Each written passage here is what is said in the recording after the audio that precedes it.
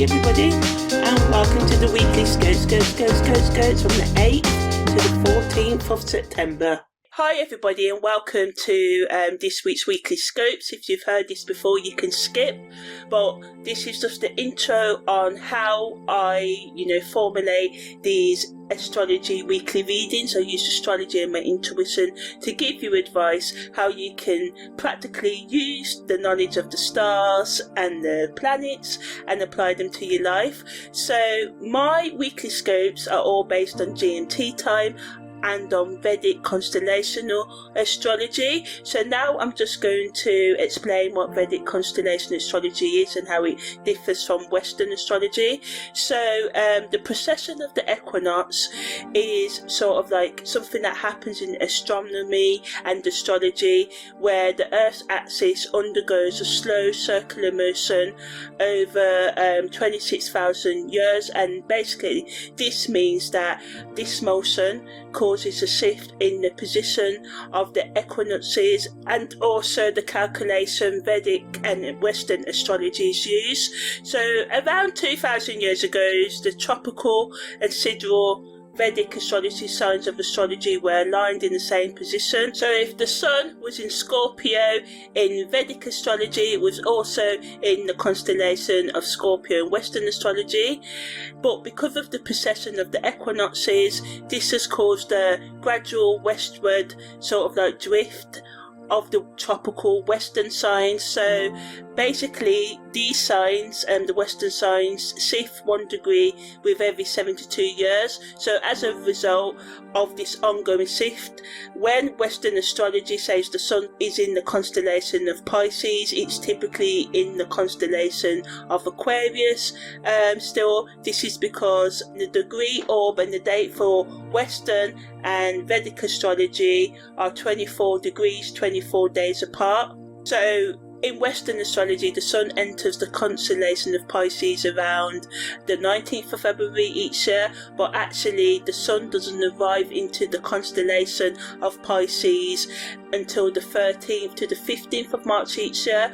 And Vedic astrology takes this into account because it's based on the fixed star positions, and Vedic astrologers use sidereal calculations. So as a result, Vedic astrology takes into account the actual positions of the constellations in the sky at any given time, and also considers the precession of the equinox, adjusting for the shift in the position of the equinoxes over time. But in terms of Western astrology follows the tropical zodiac, which is based on the seasons rather than fixed star positions. Western astrologers also do not directly account for the precession of the equinox in their calculations as well, so this results in slightly different calculations and interpretations that are given whether we're using Western astrology or Vedic astrology.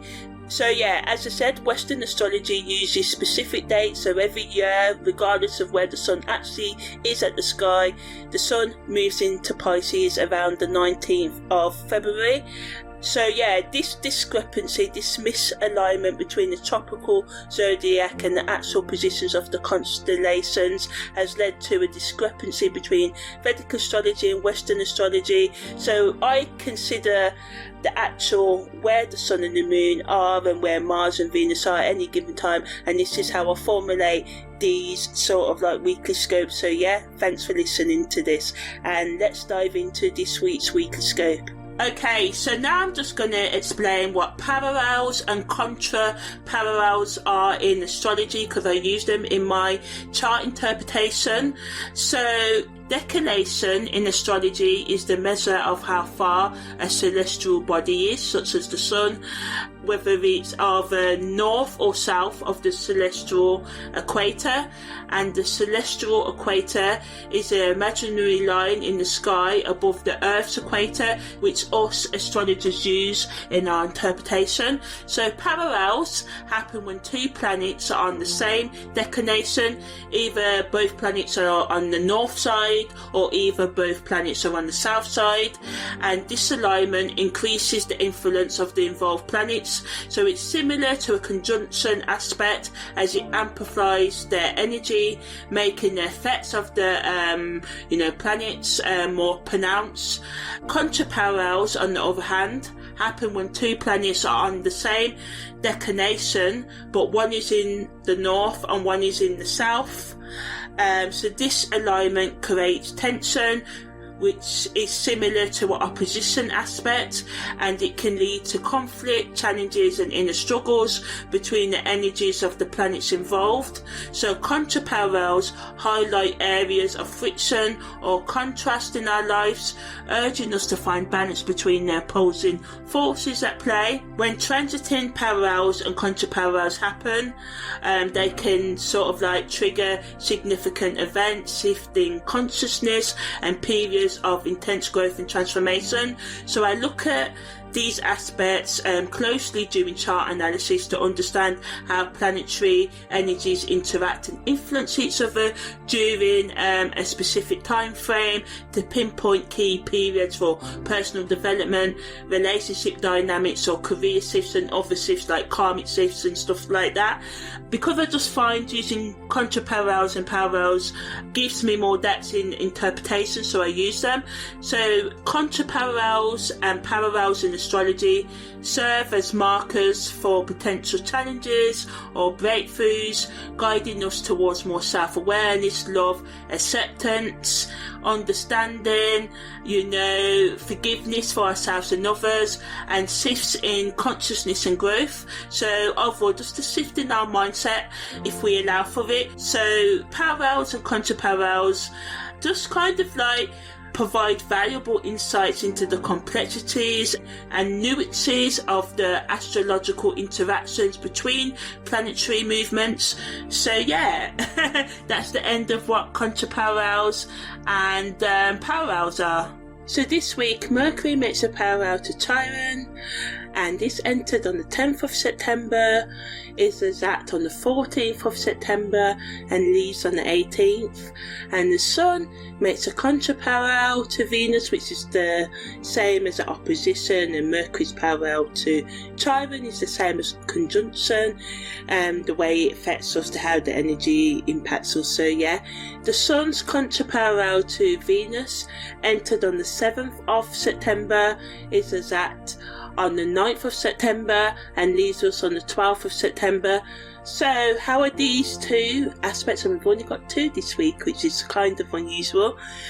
So yeah, how they're going to influence us. So Mercury's parallel to Chiron positively, helps us improve our communication skills and can give us insights into our deep emotional wounds, and it brings opportunities for healing. And we may just find it easier to have honest conversations this week, especially about past issues, maybe with our family members, exes, current partners, whatever, with yourself, releasing things, letting things go through your journaling or inner work or shadow work. But negatively, because it can bring up intense feelings of vulnerability and sensitivity, this can just make us more prone to getting hurt by people's actions and words right now. And this can lead to misunderstandings and miscommunications if we don't approach this week with care. And we just have to remember to be mindful of our words and actions to avoid unnecessary conflicts and emotional trauma and turmoil. The Sun's contra-parallel to Venus it brings balance, especially opportunity to create balance in our creative expression this week, our relationships, and our appreciation for beauty and life and just people in general. Even if something really hurt us before, we can just feel more at peace with it. It's just the energy to have more gratitude for where you're at life, and give yourself praise for where you have come from or how far you've come. Yeah, you may have a long way to go, as we all do, you know, but a lot of the times we don't actually give ourselves that praise. We need that acknowledgement of how many steps we've made on our journeys, whether it be a personal development one or spiritual one, you know. It can increase our sense of self-worth, esteem, and attract like pleasant sort of like romantic encounters, or just socializing with friends, family, whatever, or even on your own, whether you're gaming, singing, dancing, exercising, cooking dinner, ordering it in, you know, reading a book, watching a show. You know, it can just make you feel like, yeah, you know, I'm enjoying this, and just have a sense of enjoyment, you know. But negatively, it can add to the challenges in our relationships because of our increased emotions and desires, and if they're not getting met, you know, this can make us moody and temperamental, and we can throw our dummies out the pram, so to speak.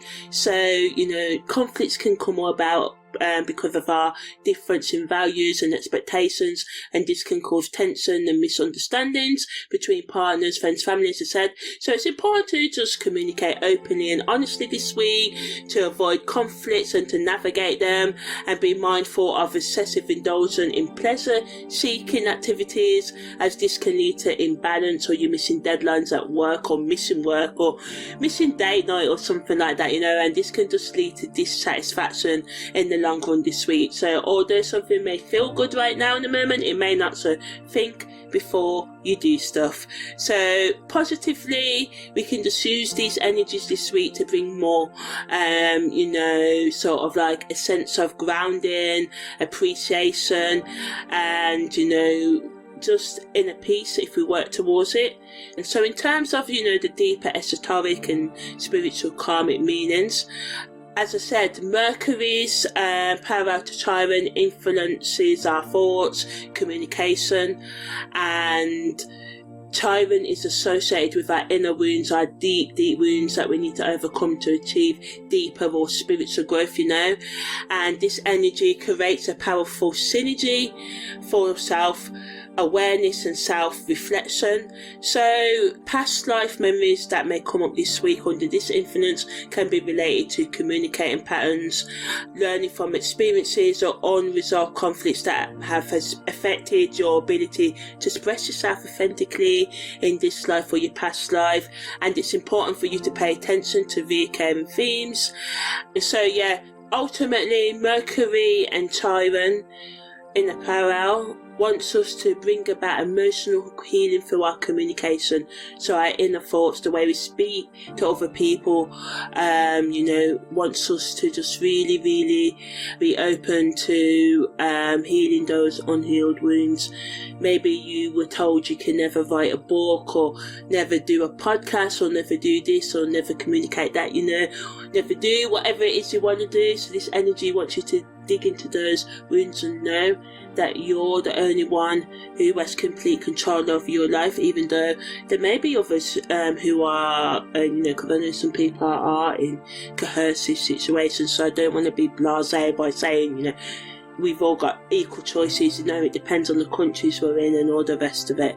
So within reason, you know, this energy wants us to sort of like be open to our emotional scars, and just allows for like deep exploration of past or current like memories that we still have, that we need to sort of like get to. Like for instance, you may uncover a narrative linked to your communication struggles that runs through your mind, through your negative thoughts regarding your educational, spiritual, career development, and anything connected to, you know, toxic narratives you have about any of your other abilities, and any other lingering tensions and thoughts that are getting in the way of your self-expression. And the Sun's contra-parallel to Venus brings you know, deeper spiritual sort of like lessons regarding our self-worth and love, as I said.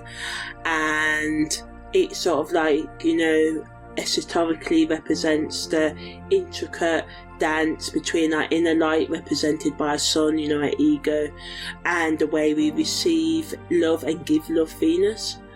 So you may find yourself reflecting on, you know, love that you've lost, past relationships. So yeah, this can just also, as I said, make us think about how our past patterns of attractions, the exes we may have been attracted to, and our current patterns of attraction, and how they sort of like link, and how maybe if we resolve our trauma, we may find ourselves not being attracted to the people that are attracted to us. So if you find yourself thinking, why does this always happen to me even though I don't want this, maybe it's because you have to go deep within and get rid of those negative beliefs that you have about why you may attract these relationships, why you feel you're deserving of them.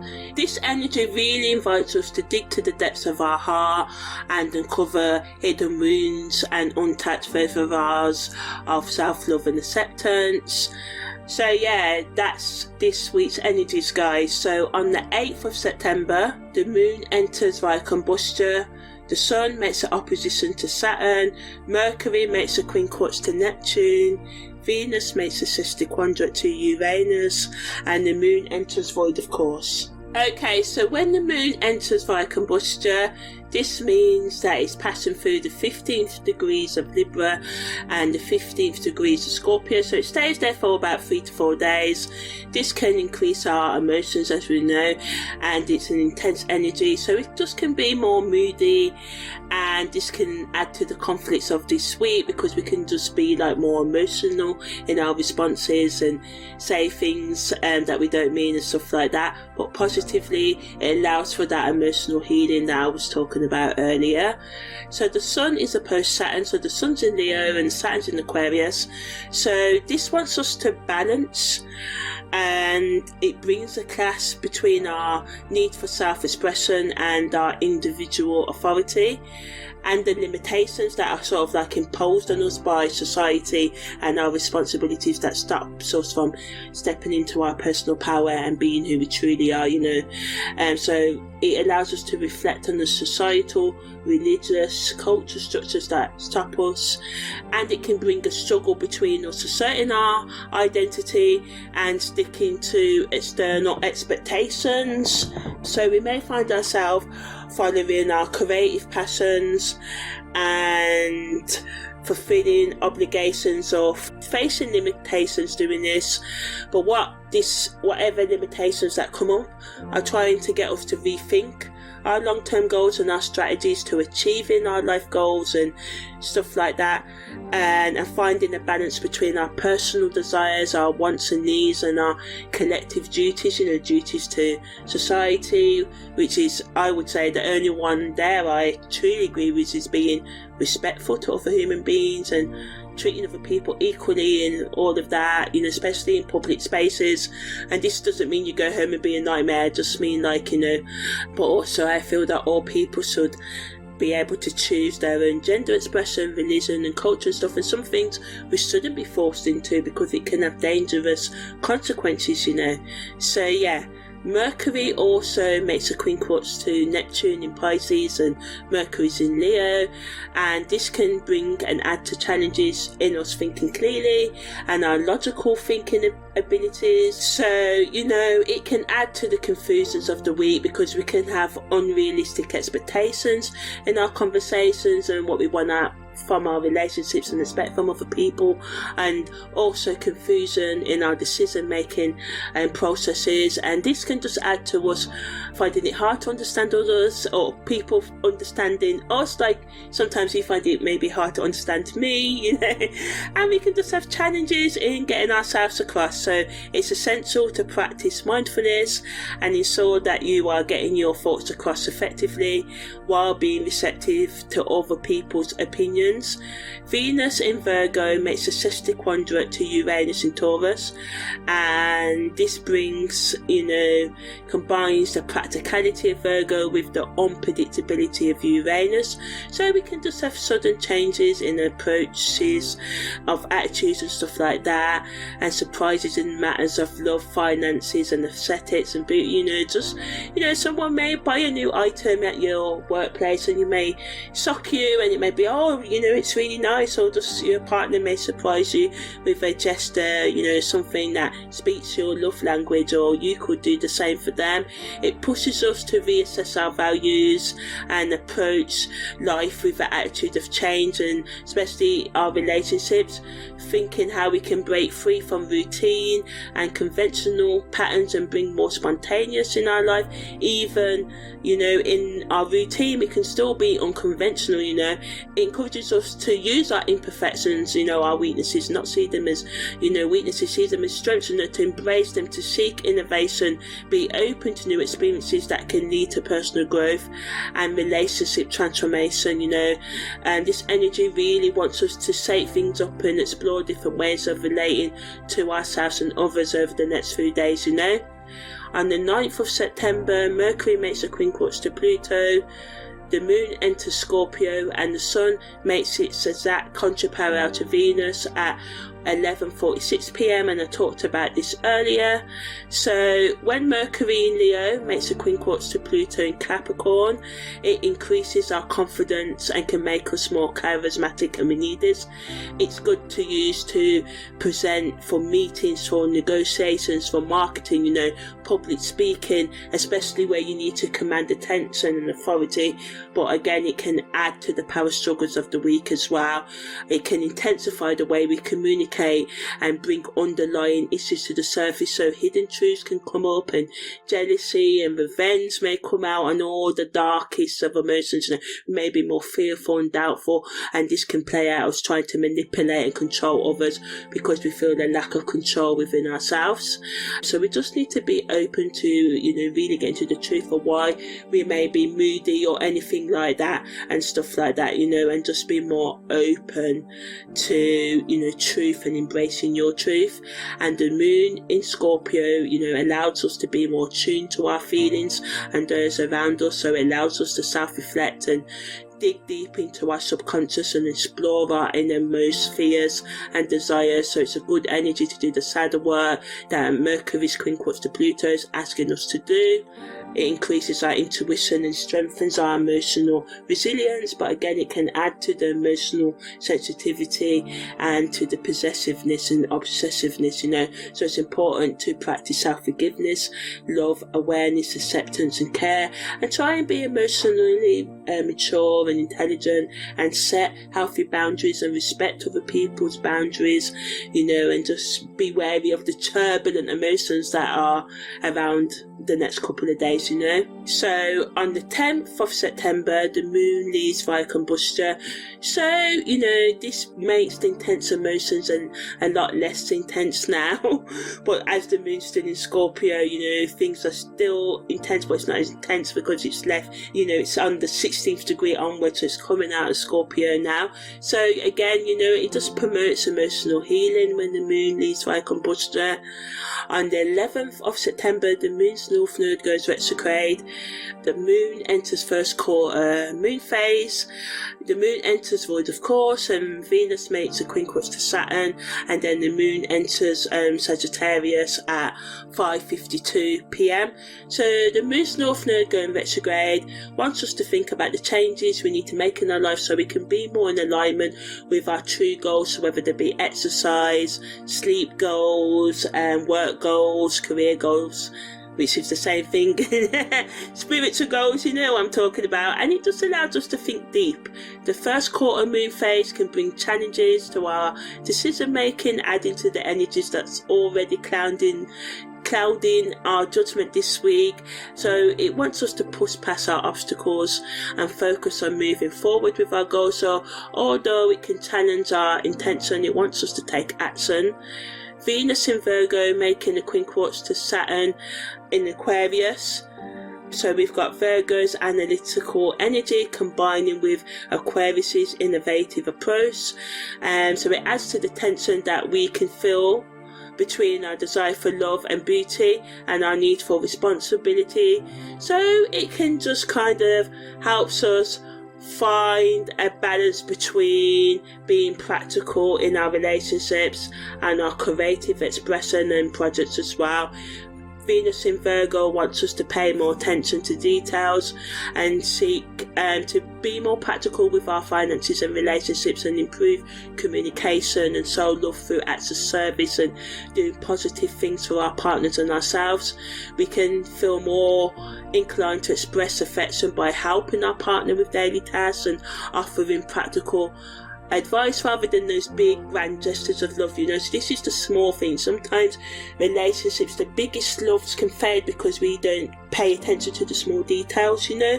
So Saturn in Aquarius in this quinquage allows us to be more charitable, to be more innovative, to get more involved with our communities, our family, our relationships. It pushes us to take a step back and reassess our long-term commitments and goals, and, you know, wants us to think about our foundation. If you want to be successful, are your daily habits in line with you being successful? If you're sitting around gaming all day because that's just all you're doing with your life, but if you're sitting around gaming all day because that's your career, or you're streaming, or you're trying to build content, great, you know, just making sure whatever you are doing, it comes with a sense of purpose, it's in alignment with your long-term goals. But we just have to watch out because the detail-orientated nature of Virgo can clash with Aquarius's more detached and unconventional approach. You know, so we have a push and pull between stability and unpredictability, sort of, and this can add to the tensions in relationships. But overall, this energy allows us to find opportunities and unique ways to show love, appreciation, especially through acts of service. And it's time to blend Virgo's attention to details with Aquarius's innovative spirit and just work on projects that merge with practicality, but also being innovative, being forward thinking, being unconventional, thinking outside of that box, you know. It also wants us to, you know, find that balance between structured routines in our life and embracing new unconventional methods in our relationships and our work and personal hobbies and any other area of our life, what can really do with like a refresh and us opening up to newness and being open to just showing up and taking care of the small details, you know. So on the 12th of September, Mercury makes a sextile to Mars and the Sun makes a square to Jupiter.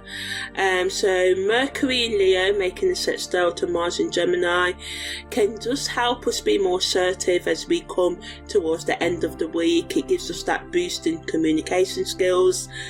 It's a great energy to pitch a creative idea at work or have, you know, candid conversations with loved ones, and it blends Mercury's intellectual curiosity with Mars's energy and motivation. So this is really good for pushing through your obstacles, but negatively it can add to the impulsivity and argumentation of the week because of the fiery energy of Leo, which is fixed, and the mutability of, you know, Gemini energy, which is mutability, mutable, flexible, as I said, and the fixedness and the, you know, the flexibility can clash.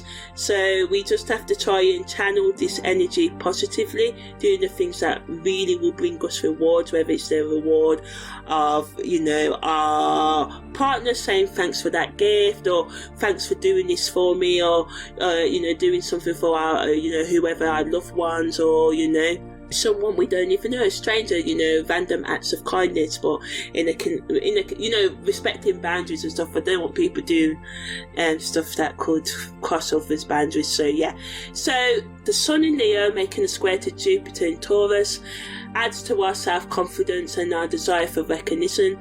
Negatively, we can all be a bit too egotistical, wanting attention, and then we've got the Mercury in Leo as well, and the sextile, and this can just make it really, really, really, you know, so that we're going to be a bit cocky-rocky and seek attention, and this can get on people's nerves and add to conflict and, you know, cause instability. But positively, Jupiter in Taurus gives us that grounding that we need to be sort of less egotistical and think about others as well. It allows us to sort of like find a balance between taking risks and being grounded in reality. Some of you may feel torn between taking the financial risk and opting for a safer investment. So Leo wants us to take that bolder visionary, and Taurus energy wants us to take a safer investment, so we can have this push and pull.